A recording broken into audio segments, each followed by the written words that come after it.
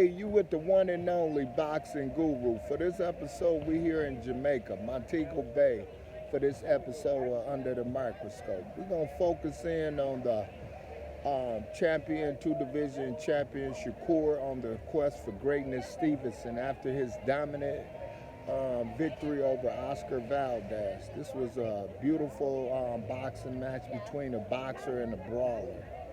Shakur definitely dominated the fight from start to finish. He definitely stayed behind a beautiful jab and controlled the distance that kept Oscar Valdez very neutralized in this fight. Oscar Valdez didn't have the arsenal or the correct training from Eddie Reynoso, where he definitely could have made it a difference. He didn't fight like the great Julio Cesar Chavez as far as cutting the distance against a boxer. If Oscar would have did that, it would have been an intriguing fight. He definitely did that in round 6 or 7, where he had his best effective work, but he couldn't continue it throughout the whole fight, and that was the verdict in the match. That's why he lost against Shakur Stevenson.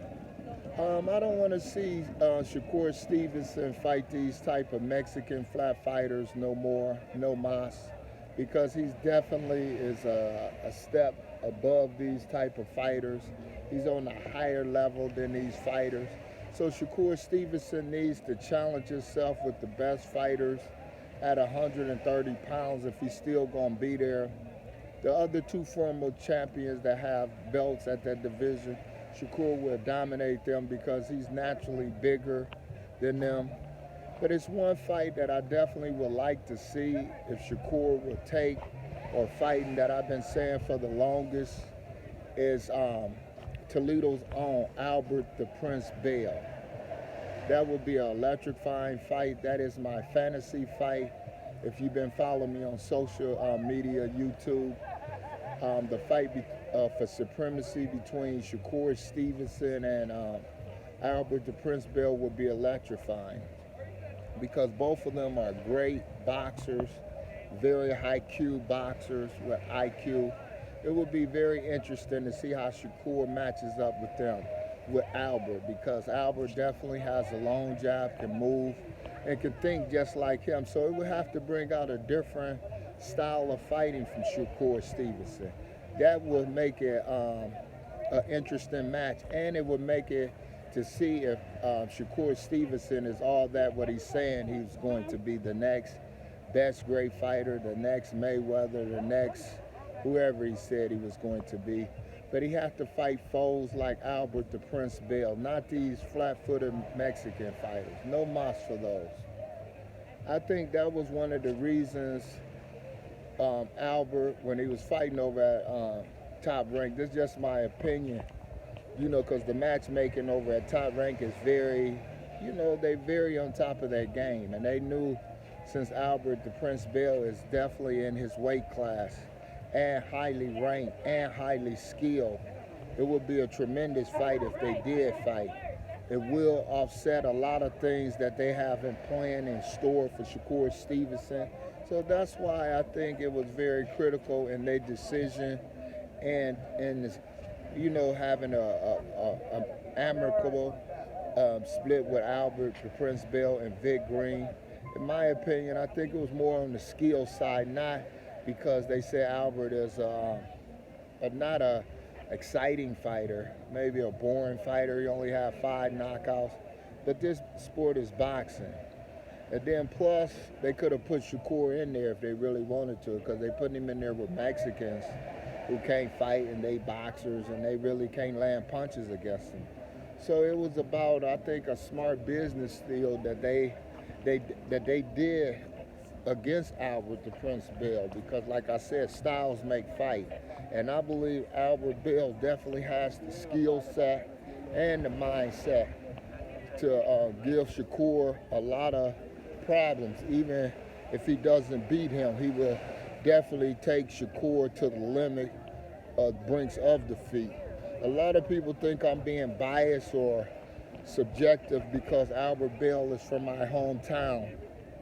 But you got to remember, the boxing IQ, I wouldn't second guess it for none. I just believe Albert Prince Bell's boxing skills and style would be too much for a lot of those guys at 130 pounds because of his height and his range. And I wouldn't second guess that to none.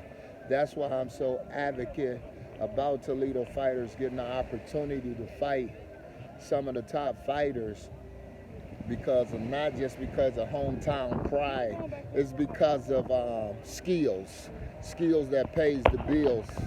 So Albert Bell definitely will be able to offset Shakur Stevenson, in my opinion. No matter what a lot of people say, it would be a few things Albert have to correct. In my opinion, that right hand had to be a little more sharper, but everything else I like. And he had to be real patient and aggressive at certain times against Shakur Stevenson, because you want to push Shakur Stevenson back. He doesn't like an aggressive fighter that knows how to smother his range and be able to move against him. And likewise for Shakur Stevenson, he definitely will have to get used to fighting a fighter like Albert the Prince Bell, who can take away Shakur's dominant punch, which is the jab. Shakur liked to set up his jab. So with Albert the Prince Bell having a longer jab and a smart counter jab, it would definitely offset Shakur Stevenson. He would have to think a little more in that square circle with Albert the Prince Bell. So both of them will have to be on their game plan as far as strategies to defeat each other. That's why I think it's very important for this fight definitely to go on. Albert the Prince Bell versus Shakur Stevenson for supremacy at 130 pounds. Even though Albert doesn't have a belt, Albert is definitely better than 99.9% of the guys at 130 pounds. And I believe ESPN Top Rank organization, matchmaking, and the team for Shakur Stevenson knows that. So I think that was one of the reasons why Albert didn't get the opportunities.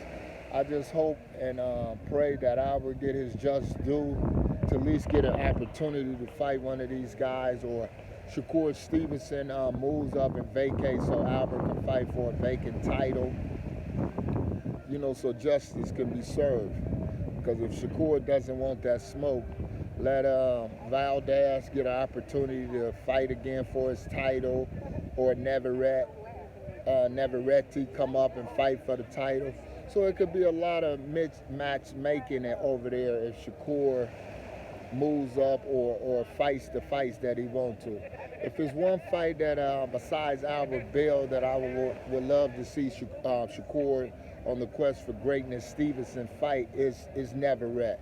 Navarrete is not your typical Mexican brawler, flat-footed style. Navarrete has good movement.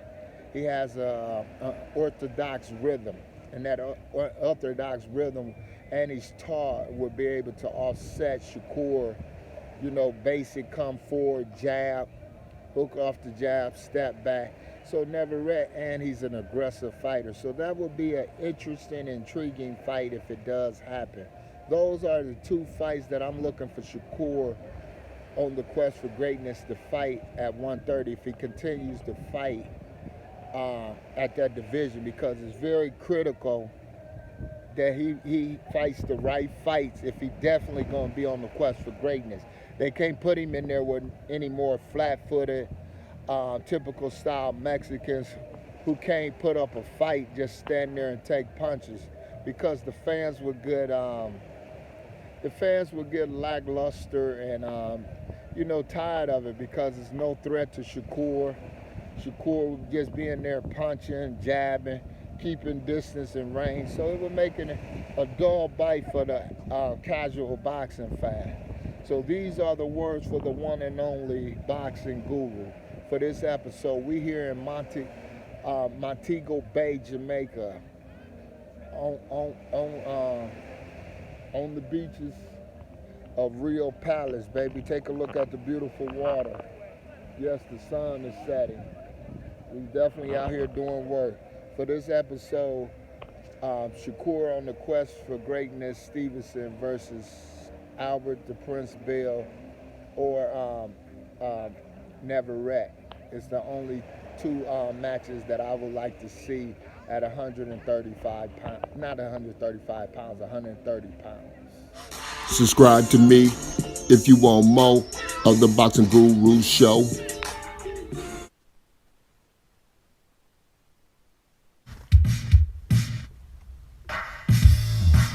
Come get it. Come get it. Come get it. Come get it. Come get it.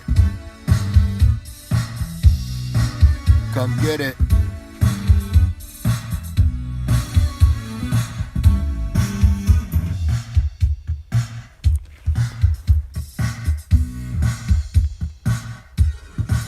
Come get it.